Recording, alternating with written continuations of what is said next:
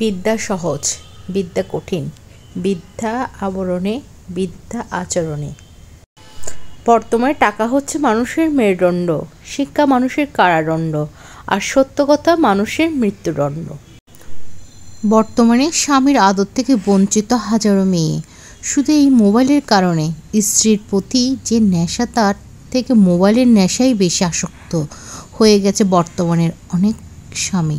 মেয়েদের জন্য স্বামীর অন্যরকম একটা অনুভূতি, মেয়েদের সবচেয়ে দুর্বলতার জায়গা। তাই তো মেয়েরা স্বামীর ভাগ অন্য কাউকে দিতে পারে না। যদি জীবনের প্রয়োজনে নিজেকে বদলে ফেলতে হয় তবে তাই করো।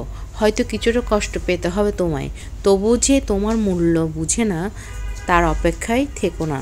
উপরে উপরে সবাই ভালোবাসা দেখায়, কিন্তু ভিতরে ভিতরে সবাই নিজের স্বার্থের দিকে তাকায়।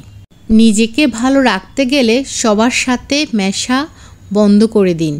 মানুষের সাথে কম কথা বলুন, দেখবেন জীবনের অর্ধেক অশান্তি কমে গেছে।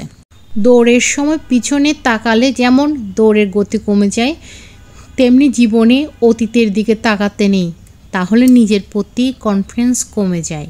জীবনে যদি কিছু করে দেখাতে চাও তাহলে একলা কিভাবে লড়তে হয় তা শিখে নাও।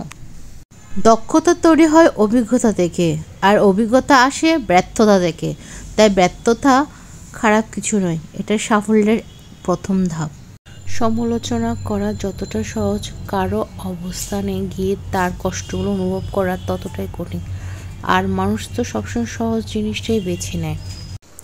যত বড় শিক্ষিত হয়ে থাকুক না কেন, মানুষের সাথে চলতে না পারলে সে শিক্ষার কোনো দাম নেই। মা বাবা বয়সের সাথে নয়, দুশ্চিন্তার বুড়ো হয়। এটা তিক্ত হলেও সত্য যে সন্তান কাঁদলে গোটা ভবন জেনে যায়, কিন্তু মা বাবা যখন কাঁদে পাশের মানুষটাও জানে না। এটাই জীবনের সত্য।